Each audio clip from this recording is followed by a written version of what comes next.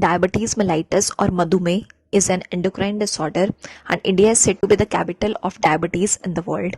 We have four types of diabetes mellitus: type 1, type 2, type 1.5, and maturity onset diabetes in adults.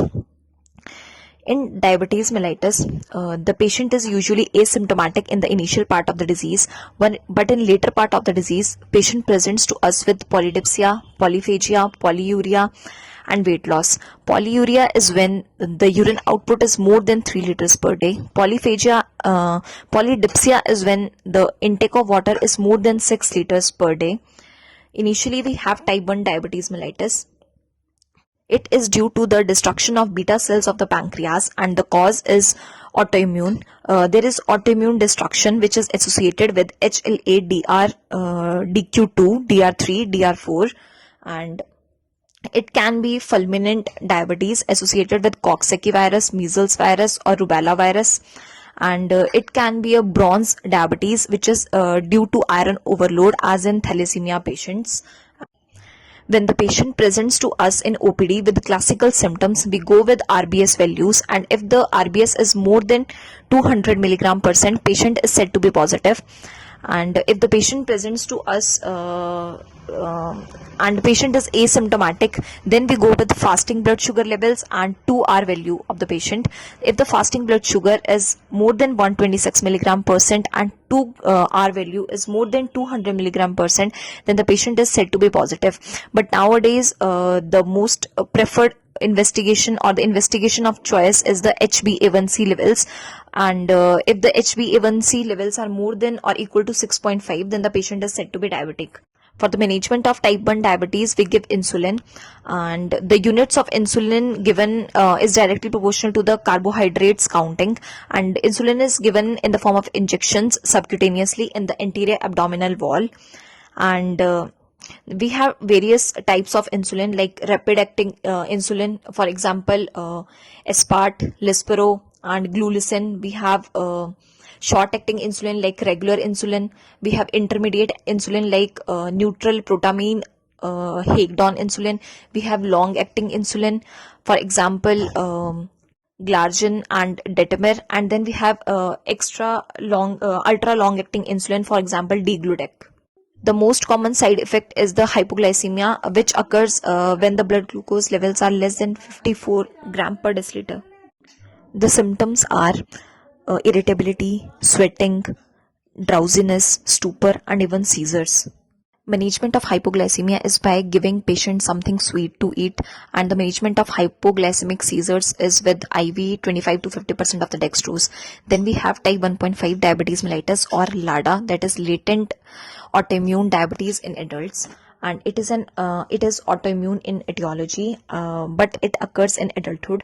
Therefore, in etiology, it is a variant of type 1 diabetes mellitus, but in clinically, it is a variant of type 2 diabetes mellitus. And here the antibodies responsible are anti-GAD antibodies, that is anti-glutamic acid decarboxylase antibodies, and anti-islet cell antibodies. And the treatment is by sulfonylureas, which increase the insulin levels as well as the sensitivity of the receptors for the insulin, plus we give insulin. Next we have is the type 2 diabetes mellitus. Type 2 diabetes mellitus is due to the resistance of the receptors to insulin, and the cause is polygenic inheritance, and it leads to increase in the adipokines in body, decrease in adiponectins, which leads to weight gain and increase in the fat in the body, plus muscle wasting. And therefore the patient mainly presents with the easy fatigability along with the typical classical symptoms. And the treatment of type 2 diabetes mellitus, here we check the values of HbA1c. If the levels of HbA1c are less than 8, we ask the patient for diet modifications and exercise. In diet modification, we ask the patient to take carbohydrates with low glycemic index like oats, brown bread, brown rice, and prefer white meat over the red meat.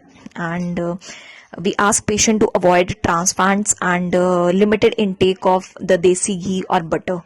Then in exercise, we advise patient for jogging and for brisk walk at least 30 minutes a day for 5 days a week.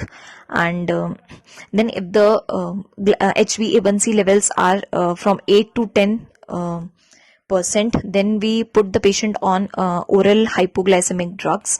And in the HbA1c values less than 9%, we give monotherapy to the patient. And we give metformin along with lifestyle modifications and exercise. The metformin is a biguanide, and it works by inhibition of hepatogluconeogenesis, and the dose we give is either 500, 850 or 1000 gram, and the maximum dose given is 2.5 grams per day. And we keep on checking the renal function test in patients with metformin intake, because it will lead to lactic acidosis with the in patients with impaired renal function. And the side effects of metformin are nausea, vomiting, vitamin B12 deficiencies, and lactic acidosis. And we stop the metformin if the estimated GFR of the patient is less than 30 or the serum creatinine levels are more than 1.5. Then in patients with HbA1c levels ranging from 9 to 10, we give dual therapy with metformin plus SGLT2 inhibitors, and they work by loss of glucose in the urine along with salt. And the examples are canagliflozin and dapagliflozin. And they also decrease the cardiovascular mortality in the patients. Then in patients with HbA1c levels more than 10 percent, we give combination therapy, and it includes insulin along with metformin plus minus SGLT2 inhibitors.